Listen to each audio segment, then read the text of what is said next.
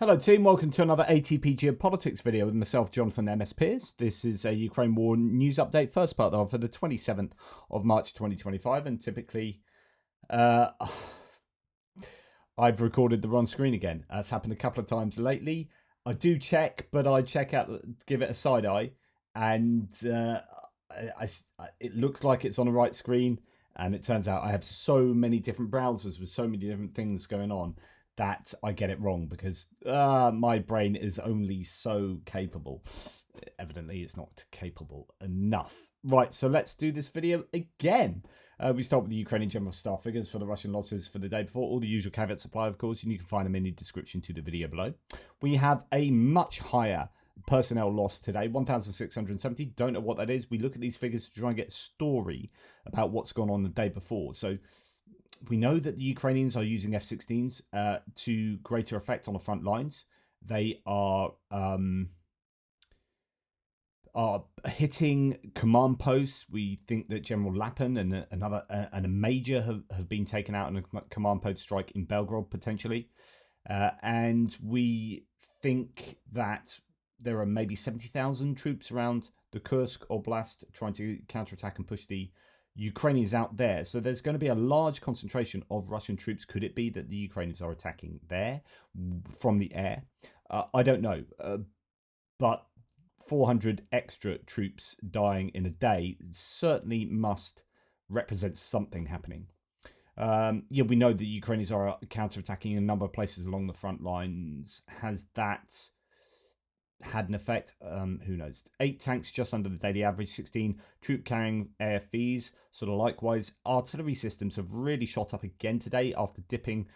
Yesterday I said it could be an anomaly, could be explained by something in particular, but we had huge losses previously, getting up to over 100 artillery systems lost in a single day. Well, yesterday's figures 58. That's about just under 3 times the daily average, so that's a really significant number. 2 multiple launch rocket systems, 1 anti-aircraft warfare system, and then a huge loss in terms of vehicles and fuel tanks, 169. That's massive. 1 piece of special equipment. So some massive numbers in some of these categories, indicating who knows, something has been going on the front line. What I can tell you is that there's not an awful lot of footage coming out because possibly the bandwidth is being strangled for my sources in terms of what's going on geopolitically. The US appears to be doing crazy things every 10 minutes, and lots of people are having their attentions distracted or averted due to geopolitical shenanigans. But I do have a few videos. Here's one of an incredible bold attack. I'm not going to maximize this, just play it to you. Here we have a Humvee rocking up to a building. Humvee with some Ukrainians in, who then get out the Humvee, set some explosives at this building. Don't know what the target is other than obviously a building, but whether there's, I don't know, electronic warfare at the top, people inside. I mean, you assume people are inside because the Humvee here is hammering around, I think, fairly randomly, giving suppressive fire at the building, at the trees, at everything, while these 2 guys go and set up their explosives. Then they get back in Humvee, do a runner, and the building is detonated. And it shows you how catastrophic this can be to a building because it just collapses part of this section that's got explosives on. Now, we have seen footage very similar to this previously with the Ukrainians doing this. I can't remember where it was, with Bakhmut or somewhere. This is a tactic that they have used before, assuming that this is indeed from the last few days and not from dug up from previously. But yeah, there is that. There is this thread that I've already read out.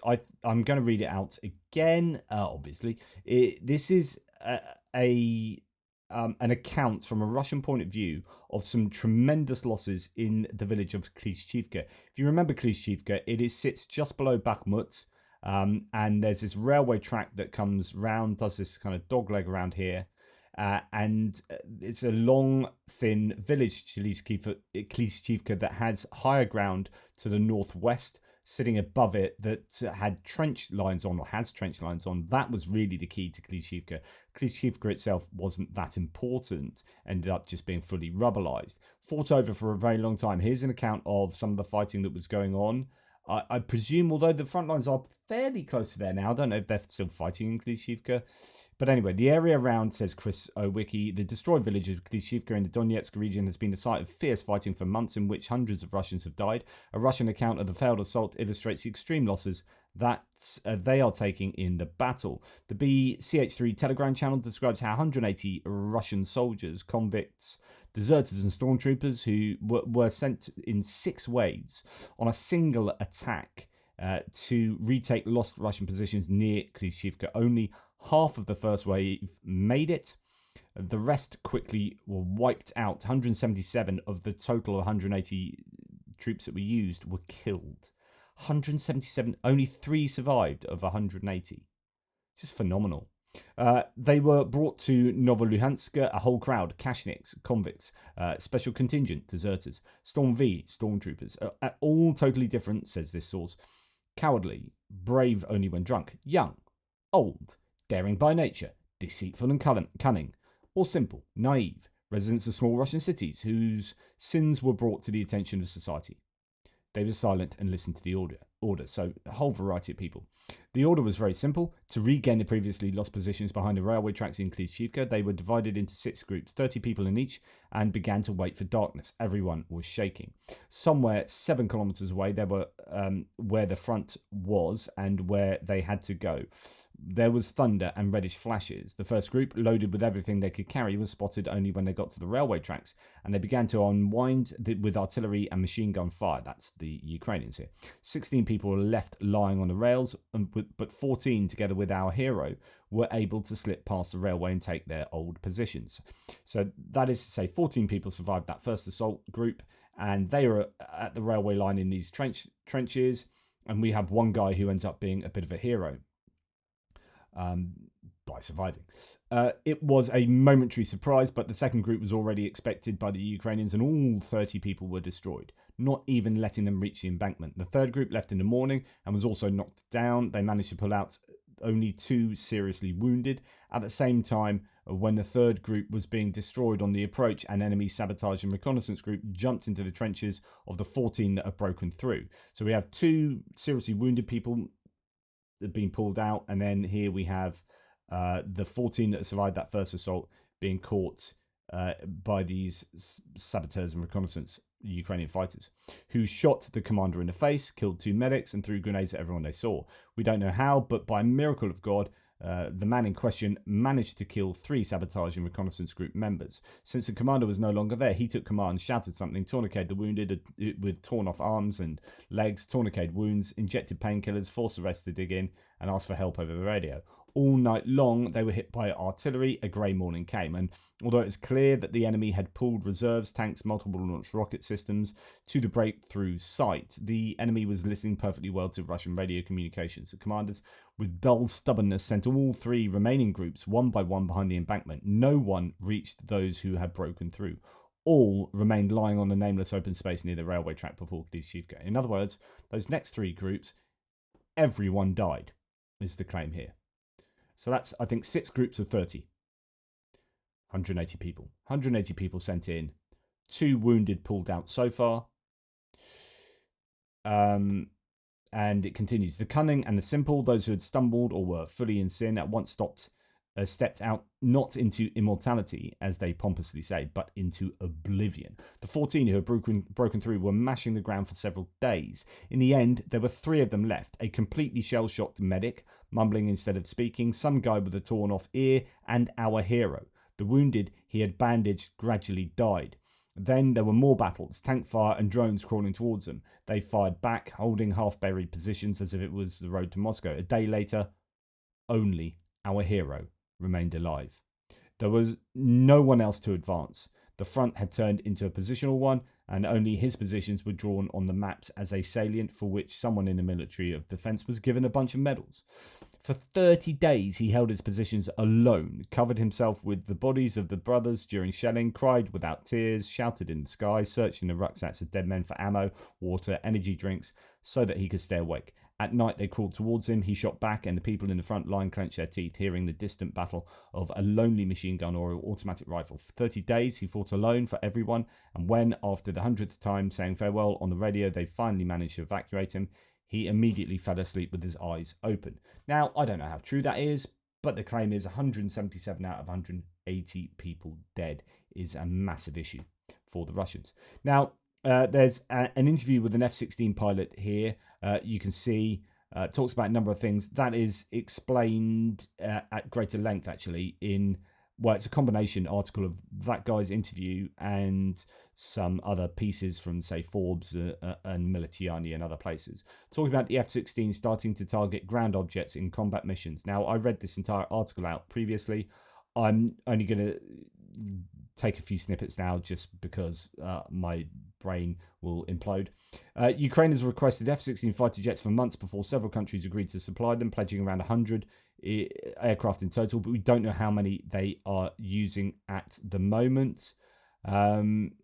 They are an upgrade, as we know, from the other aircraft. The pilot said, if we want, our bombs can fly through someone's window. So they are firing with precision, getting impressive results in combat operations against both air and ground targets. So these F-16s are now being used in offensive, not just defensive, firing at cruise missiles and Shahed drones that are coming through. Militiani notes that they are armed with precision aerial bombs, SDB, small diameter bombs, JDAM, which is this joint, what's the D stand for? Attack munition extended range. So they're set up with these on the BRU-61 pylons carrying those bombs. What else?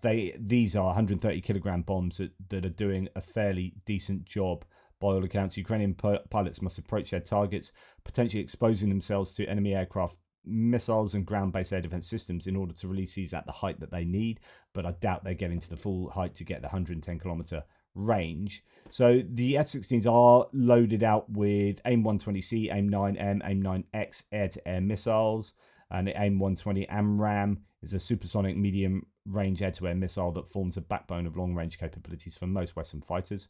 I don't know that it outranges the Russian missiles, but nonetheless better than the MiGs and Sukhois. So they carry out a variety of tasks, destroying Russian one-way attack drones, jamming Russian radars with electronic warfare pods, deploying precision bombs, and likely using self-protection systems to locate Russian air defenses. Quote, we constantly perform flights for aerial reconnaissance. We perform flights for electronic reconnaissance. And they're, kitted out with these ALQ-131 electronic warfare pods that jam radar systems. These are things that the MiGs and Sukhois couldn't do. And it gives them a pocket of air superiority for a moment's time to achieve an objective that has strategic importance and impact.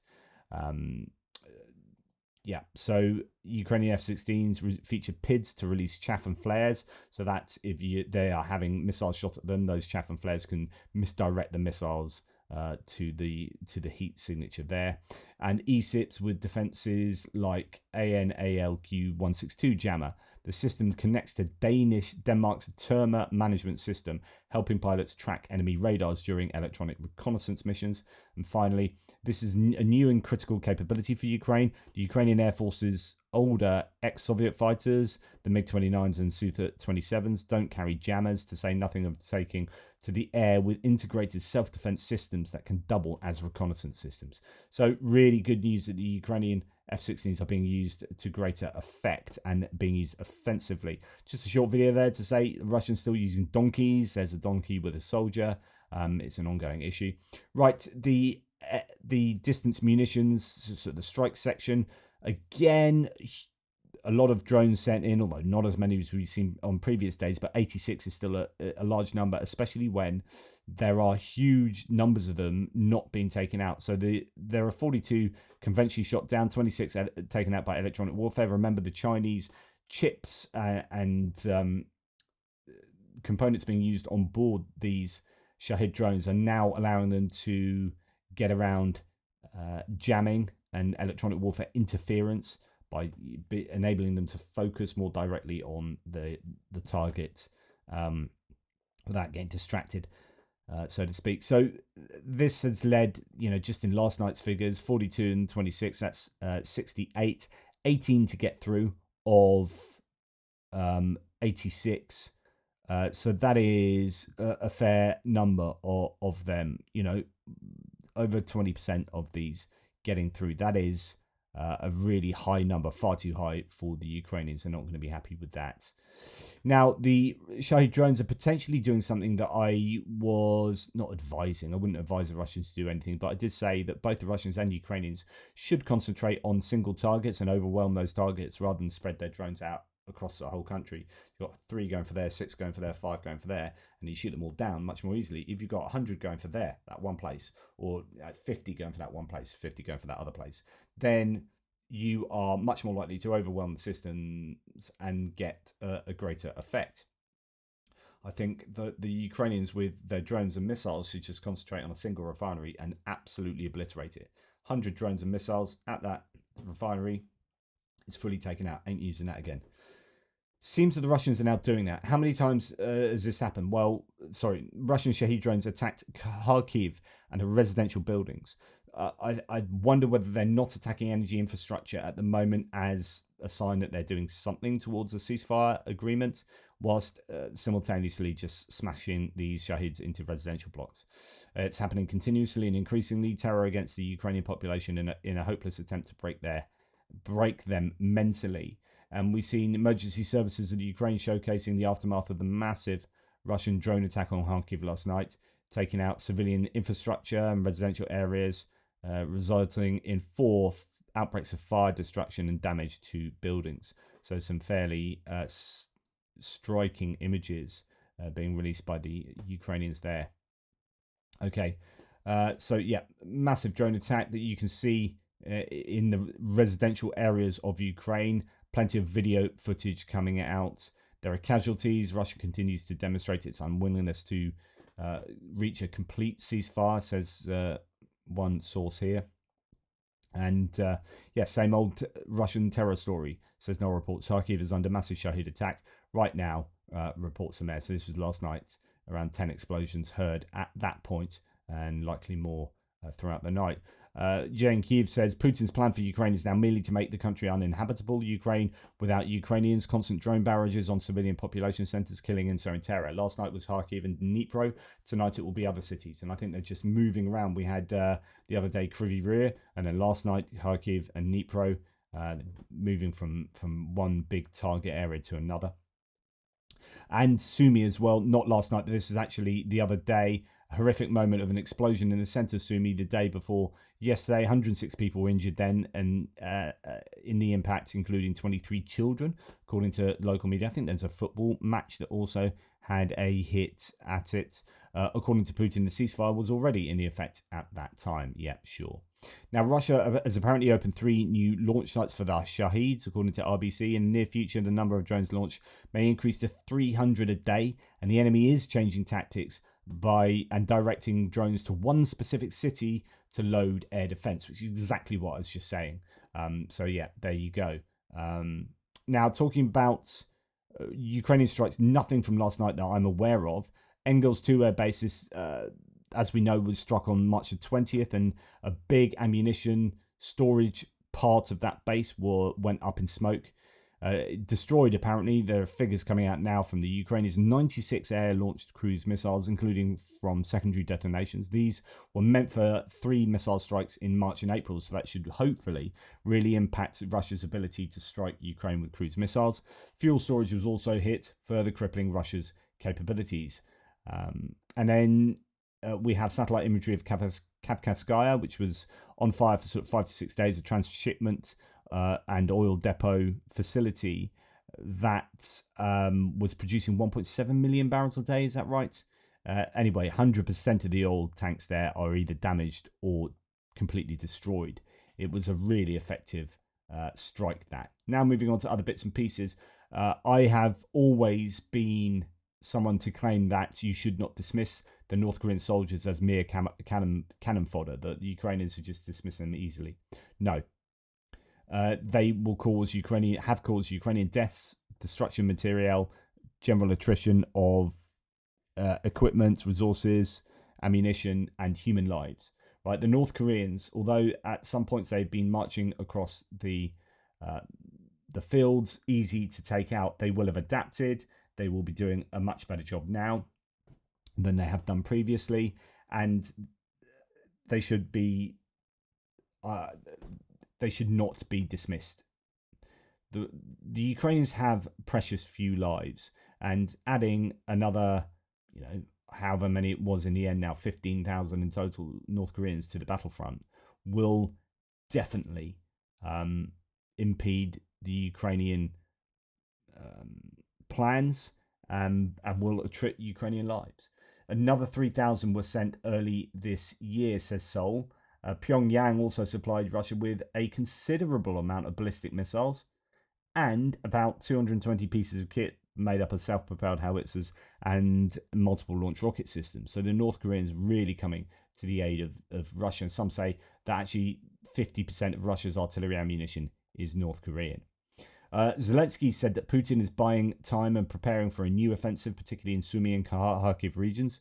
Quote, "We are seeing preparations and have shared intel with allies. He wanted to launch this 8 months ago, but was delayed by the Kursk operation. Now he needs time." So it could be that those 70,000 troops up in Kursk, as is claimed, might be actually part of a number of units who were being prepared to attack down into the south, into Ukraine, attacking from the north. That seems to be what Zelensky is warning there. Now, there are reports that Ukrainian forces are counterattacking a number of places. If you remember, on the Zaporizhia front line, quite near Kamyansk in the actual reservoir here, there's a place called Mali Shabaki where the Russians attacked. One of the few places that the Russians had some success. Well, there's a few places along the front line, but my last update had the Ukrainians taking more land than the Russians, and actually there were rumours that the Ukrainians might be pushing back against the Russians along the Zaporizhia front line. Well, this is one such claim. So the reports are that they've relaunched an attack on Mali Shabaki in the Zaporizhia region. All right, hashtag Russia is collapsing, but like I've said already this morning, take this with a pinch of salt. This could be part of just general stats for what will happen across the world when you've got so many thousands of cargo ships. Of course, some of them are going to catch fire and you will get accidents. But here, a Russian cargo ship has caught fire off the coast of South Korea, injuring 6 of the Russian crew. There were 23 Russians on board. 2 of the victims are in serious condition. The stricken vessel at Busan was carrying frozen and refrigerated cargo. And as I said before, Train to Busan is a film I've not yet seen, but really should. And its sequel. So yeah, that it may or may not be significant, but we know that the Shadow fleet isn't in the greatest of working orders that the Russians utilize. Okay, hackers, one presumes from Ukraine, attacked the oil corporation Lukoil and seemingly took down the fast payment system. Today, people cannot pay at the pump with their cards, and Lukoil employees, this is yesterday, were unsuccessfully trying to log into their work computers. Additionally, Russia's fast payment system stopped working. Users couldn't transfer money from any banks or make purchases. There were also reports of massive outages affecting several banks and mobile operators. Good news there for the Ukrainians. Now, Macron and Starmer are in this image. You can see meeting with Zelensky. Zelensky's in Paris meeting with the coalition of the willing, members of 31 countries. Andriy Yermak has just tweeted out something with all the flags of all the people there. I mean, this is big, and I think it's a bit of a kind of 2 fingers up to the Americans who have been kind of aligning more and more with Russia in recent times. Zelensky could be stringing the Americans along to bide him time in order to get something officially in place with the Europeans. I don't know. But Zelensky, Macron and Starmer held a brief meeting at the Élysée Palace ahead of the coalition of the winning summit, which will involve all those other countries. Now, Steve Witkoff, in a moment of just genius clarity here, like absolutely on point. My goodness, I've been waiting so long for someone from the American administration to just nail this. And he's done it. I mean, well done him. He said, Russia will not give up control over the occupied territories of Ukraine, but legally they are not part of Russia. This creates a difficult situation that will require further negotiations. Well, no shit, Sherlock. Russia's not going to give up control of occupied territories. Who knew that? And legally, they're not part of Russia. Well, yeah, we've been saying this. I mean, that's self-evidently true. And it's creating a difficult situation that will require further negotiations. Well, welcome to the problem, Keith. Good to have you on board. Now, Marco Rubio says the US is evaluating the Russian conditions. Now, remember, Ukraine gave an unconditional acceptance of the ceasefire agreement. Russia was thought to be aligned with that and then said, actually, no, we've got 5 or 6 conditions that we need you guys to meet. And the Americans are looking at this. Now, will they say, okay, we need to work towards these conditions? Well, then why is it that Russia gets to stipulate conditions but Ukraine don't? And if the US is going to fight for those stipulations to be agreed upon by Ukraine, then whose side really is the US on? Well, clearly the Russian. According to US Secretary of State Marco Rubio, some of the sanctions Russia wants lifted, quote, are not ours. They belong to the European Union. Well, absolutely damn right. And it's so good to hear that the EU has no plans to lift those sanctions on Russia or allow its reconnection to SWIFT. Mark Rutte from NATO has said that no, we're not going to have normalization of Russian relationships until after this war is, for a very long time. So I think the Europeans are far more clear-eyed about what's going on in Russia vis-a-vis Ukraine and appear to be much more aligned with Ukraine. Now, the US finalizes a Ukraine minerals deal, possible next week, the Treasury Secretary Scott Bessent said. We hope to go to full discussions and perhaps even get signatures next week. So he's bullish about this agreement. However, it is not looking like it is a good agreement. Ukrainian President Zelensky said he believes that... so where do we have it? Oh, I've accidentally got rid of it. Let me find that. So this is a Ukrainian politician that supposedly has got hold of the minerals agreement, and it appears to be terrible, this new one for Ukraine. They say, well, keep the insider on the mineral deal. I received this document from our government officials yesterday. According to my information, these 58 pages, which I've been reading all evening, are dated March 23rd, so very new, and were supposedly sent to us by the American side as a new draft agreement on minerals. I say right away that this is not the final document, and I hope the Ukrainian side will demand and achieve significant changes to it. But the text I saw is just, all caps, horrible. All 18 chapters is no longer a framework memorandum of intent, which it was before the scandalous meeting in the Oval Office. This is a really big and very clear deal, and it's not on our side. Just in short, there will be management of this by 5 people, 3 of them from the US, and they will have a full veto power. We're already talking about all the fossil fuels. And there is oil and gas, both new and existing. So previous deal was just taking into account new discoveries of fossil fuels and natural resources. Now they're saying, well, everything you've already got going, all those gas rigs and gas pumps and oil pumps and whatnot, yeah, we're going to take them all over the territory of Ukraine. We are talking about mining and state and private campaigns. Money is immediately converted into currency and the fund money is taken abroad. If suddenly, for some reason, on our part, something does not work out, we pay extra. The US contribution has already given us aid from 2022 and they can make a profit by their decision, and they receive royalty from the fund first and then Ukraine at 4%. I think that's what that means. I don't really know the details there. The agreement is valid indefinitely, and changes can only be made with the permission of the Americans. The first night rights on all new infrastructure projects and veto rights on the sale of resources to other countries are obviously reserved for the Americans. Nothing about security guarantees, not even hints. Wow. So that looks terrible for the Ukrainians. Ukrainian President Zelensky said he believes NATO membership could end the war in Ukraine within 24 hours. He emphasized that the best security guarantee for Ukraine is NATO. Absolutely 100% agree. But the challenge lies in the US being unwilling to take that step. I just don't understand. If you really wanted peace, get him in NATO. Like, if that's really what you guys gave a crap about, you'd have him in NATO like that. Zelensky, Trump's envoy Steve Witkoff is echoing Kremlin propaganda and weakening pressure on Russia. I totally agree here, and this is Witkoff's interview with Tucker Carlson that was absolutely terrible, and I like the fact that Zelensky's publicly and explicitly calling it out. Quote, Witkoff very often quotes Kremlin narratives and doesn't bring us closer to peace. On the contrary, it damages international support for Ukraine. Zelensky warned that Witkoff's messaging could create a distorted perception among Americans and potentially influence the US administration's stance on the war. Even if America chooses to stay neutral, and of course that's highly controversial, right? But Zelensky says, even if it chooses to stay neutral, it should be truly neutral and not leaning toward the Kremlin. So not only is the US chosen to be neutral, like and not favour Ukraine in these negotiations, but actually really they're favouring Russia, and that is what Zelensky is clearly saying. Responding to Witkoff's criticism of European support for Ukraine, Zelensky pointedly remarked, quote, he has no military experience. What he's good at is buying and selling real estate, and that's something quite different. That's a really stinging rebuke of Steve Witkoff.